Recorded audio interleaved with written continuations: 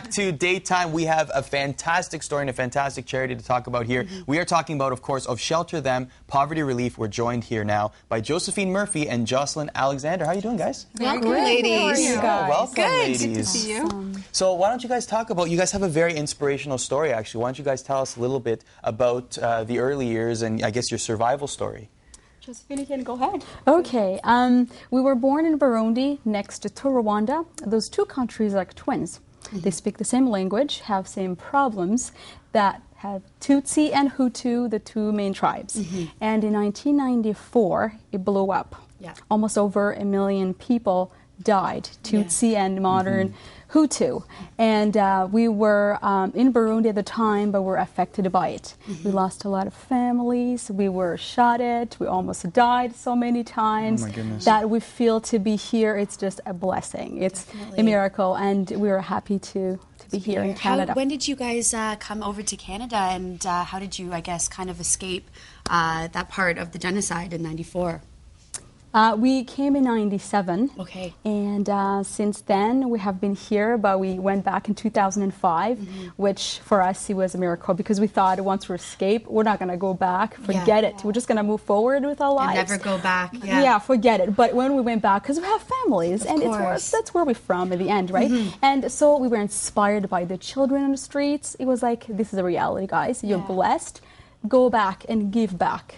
So that's what we have to do. That's where we are today. We just want to give back these people who doesn't have anything to something that we have. Oh my gosh. Well, let's talk about Shelter Them. Let's talk about this organization, a little bit about it. What exactly do you ladies do with it? Shelter Them started 2005. We're a registered nonprofit organization, going to be a charity next year, hopefully. All right. We have a wonderful team in Canada. We really work hard. We work full-time. This is our volunteer work.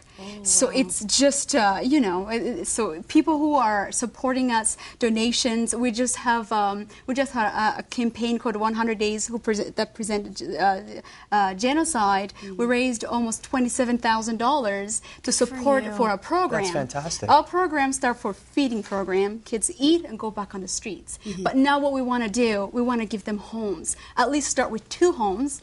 Bring 5 boys, 5 girls. Give them everything: school, education, which is important, medical. So just support these kids who actually doesn't have anything at all. And we absolutely need a team, need people. That's why we're here. To contact you guys and people, reach out, people, our community. Of course, anything we can do here on Daytime and help with this organization. If anyone's watching, I mean, absolutely, that sounds like a very, very worthwhile cause to certainly, you know, help out those in need. How do you guys pick the 5 guys and 5 girls? Is there like a process in which you select the kids, or?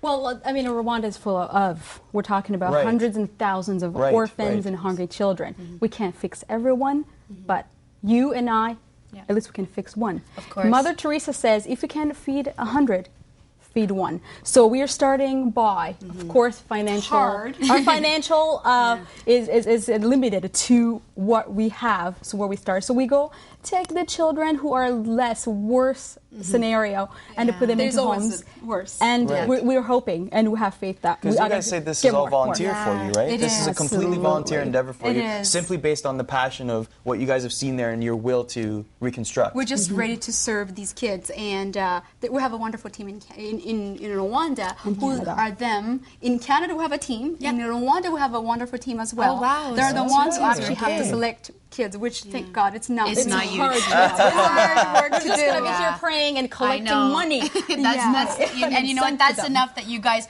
can do. I really want to. We have about maybe a minute left. You have October 4th, Fundraising Gala at Vasco da Gama Cultural Center in Brampton. About a minute. Tell us about that, and can people help out any other ways? Okay. Well, on Saturday we have our 3rd annual Fundraising Gala, and we want more people to come. The first event ever, which will happen within 3 months that we started a charity, we raised $11,000. Oh, great. One day. Just one day. Group of people that we say, guys, feels good, doesn't it? Do it. It feels good to do something good for others. It gives us less stress in our lives, even healthy-wise. I think people who do charity work, they really feel good about what they're accomplishing in their lives. So join us. Next year we have another tradition, 100 Days of Change campaign, which represents 1 million people dying, a penny a day, $10,000. We can send the kids to school. So every year, between April and July, you can join us. And let's do this together and change Rwanda and the world. Why not? Thank you so much for joining us, guys. That's definitely worthwhile cause. Absolutely. So, www.shelterthem.com is the website if you want to help out. Of course, October the 4th at Vasco da Gama Cultural Center in Brampton will be the gala, and we'll be right back here on Daytime.